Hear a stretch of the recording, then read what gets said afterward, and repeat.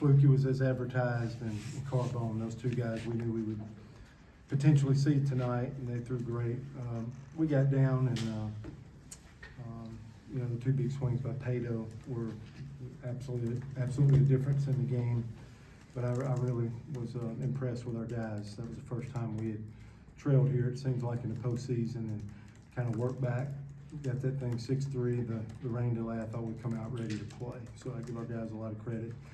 Got it back tied, and I thought Myers threw about 30 pitches or so, and then the weather delay settled the game for us a second. And this young man to my right here threw three beautiful innings for us after throwing a little bit Tuesday to our hitters. So we're down in the game, and he has a huge moment for us and gives us three strong innings. And of course, Bo Down, the leadoff guy, hit the big home run, and we had a chance in the bottom of the ninth there and didn't push it across the finish line. And we're going to have to pick one of those moments of execution there to finish it off against a team that's now won 22 games in a row.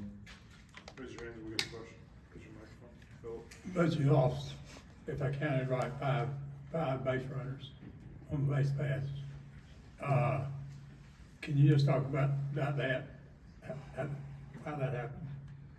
Yeah, I think of the last one. I guess I'll go backwards there.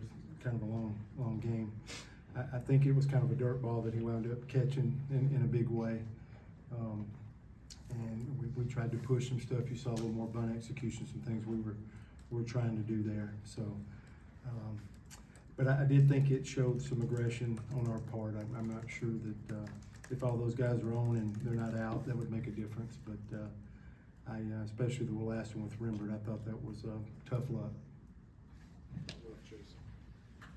Butch, I know Coach, one of your guys, but talk about kind of decision to not bunt the guys up in the ninth inning. Yeah, we bunted the next one. I would say situation of the game, but you know, back-to-back innings, I think it was at personnel where we were at in the lineup, and we elected and trusted Cooper to swing it there. And then I think those two innings ended on back-to-back innings on double plays, which is unfortunate, but we kind of thought we liked where we were at in the lineup there and played for it. The next inning, I think different personnel. I think it was Carter up, and we did elect to bunt.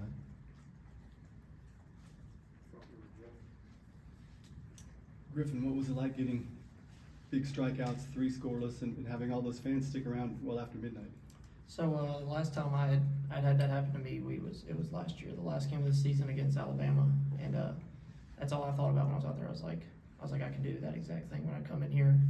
3 strikeouts to end the year last year, and then this year I knew that I could go out there and beat those hitters and have confidence. It was fun. I was out there trusting my guys. Knew they were going to be there behind me no matter what happened. So I just enjoyed every moment of it, and thank God for everything. Back left. Butch, was there any thought about keeping Griffin in for the 10th, or was just the pitch count too high to let him go one more inning? Yeah, I thought he did a marvelous job. I don't know if I would second guess that one. That's kind of what we've done all year.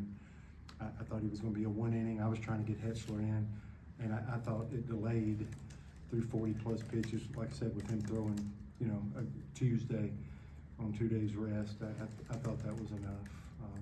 Hindsight, yeah, I guess I wanted to win. And, you know, this is not a 3-game series to where, like, hey, you do this in a 3-game series and you get the next one this stage of the year. If you don't win a ball game, your season is in jeopardy of continuing. So, with the outcome, yes. With what we've done and where we're at and what he gave us, and where he's at pitch-wise and what he's done this week, I think we made the right decision from that standpoint. Go to the front row, Brian, and then Jason. But you guys got about 12 hours to get ready for an elimination game. What's sort of your message to your team? And is this a team you think that has that toughness and resilience to sort of bounce back that quickly? Well, we'll find out. I do. I think we have confidence and resilience. I've announced that to you guys, to the world. We have to put our head down, get some sleep, and get back out here. The game's immovable, so we're still going to play at 2 o'clock. So these guys got to get to bed and then get back up here, put their head down. They got to win a baseball game, and then we'll figure it out from there. But yeah, quick turnaround. We'll get right back out there. We'll try to back up stuff as much as we can. Both teams, I'm sure, to try to get that certain amount of hours sleep if possible, and get back out here and do everything we can to try to win a baseball game and extend it to game 3. Jason? But obviously you got to try to win 2 now. How much of a positive can you take that you saw both their back end guys, you've now seen them? Is that something you can take a positive from, knowing that what's ahead of you in the next couple of days? It's something. They've seen a couple of our guys too, so hope that becomes an advantage for us. Like I said, it's just, we gotta put our head down and play and try to get some big hits and get some balls to go through. But, we just gotta control the ball game and control the season. But, those guys are really good, and it's good that they, Carbone threw 40 pitches and the other 2 guys threw a few. So I'm hoping that's an advantage tomorrow.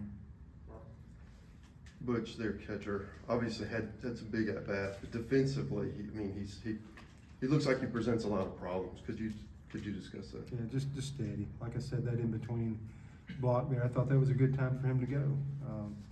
And so that's one of them. And then the 2 back-to-back double plays, those are layouts.